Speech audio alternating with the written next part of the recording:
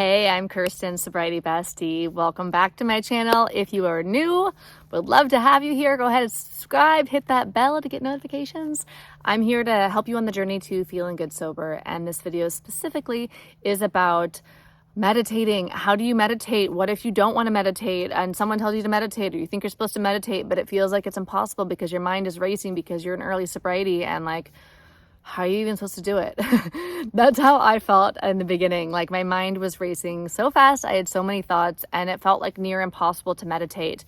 I also want to just say, like, right up front, it took me 5 years to be able to have a daily meditation practice.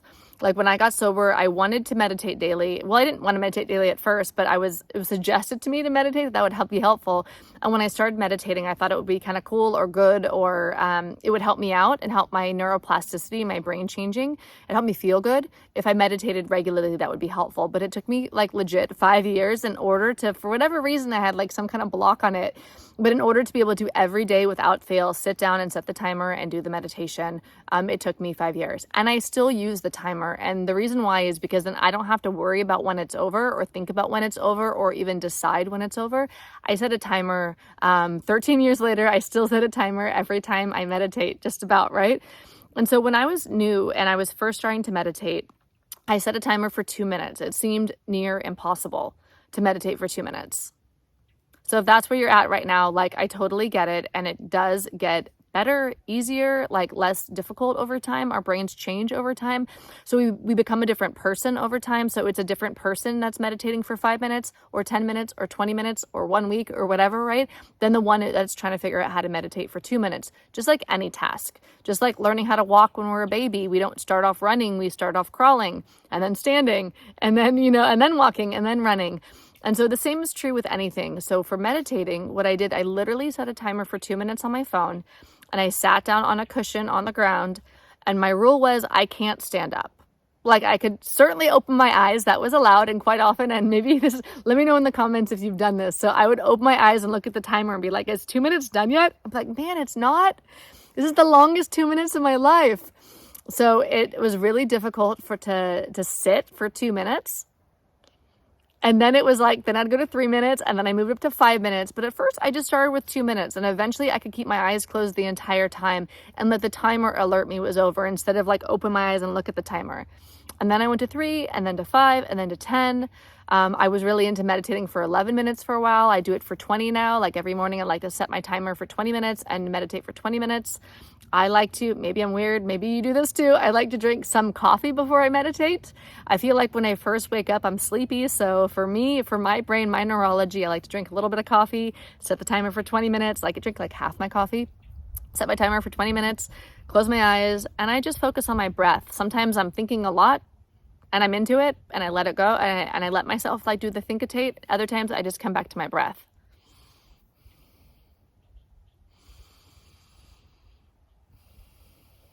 And one of the most beautiful things about meditating is that it's helped me be able to be with the discomfort in my body in the moment more, so that when all the emotions, when all the anxiety, when everything would slam me as a sober human, right? And maybe you're here watching this because you're sober and trying to learn how to thrive sober or feel good sober. And meditating really helped me change my relationship with my inner world, because it brought my consciousness into my body, so that instead of like living so much in my mind, I started also living partially in my body, and then more and more in my body over times with my awareness, like noticing that I'm anxious, noticing that I have doubt, noticing that feelings come up. So there's been so many tremendous benefits from meditating in and of itself, but it was legit difficult AF when I started. So no matter where you're at on your journey of meditating, start small, start where you're at, push yourself a little bit at a time. I never could have imagined when I started meditating that I would ever go to like a meditation retreat. That just seemed like so out there and far off from where I was at, and I wasn't interested. But then around 3 years sober is when I went to my first meditation retreat, and I did a week-long silent meditation retreat. That felt near impossible. Maybe I'll make another video about like what I did there. I was quite rebellious. Like, I snuck out, like I couldn't handle it. I couldn't do it.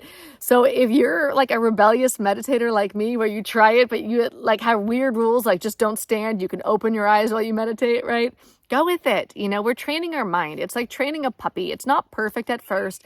Eventually the puppy learns, right? You know, are you a dog lover like me? Let me know in the comments.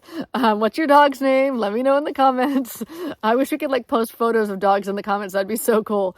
Anyway, like it takes time to train the mind, you know, and that's what this is. It's about training your mind, and it's definitely worth our time. It's a great investment to train our minds. So I hope you enjoy this video. Start small and expand from there, and enjoy the journey of, it's a journey of inner freedom. And it's the journey of courage.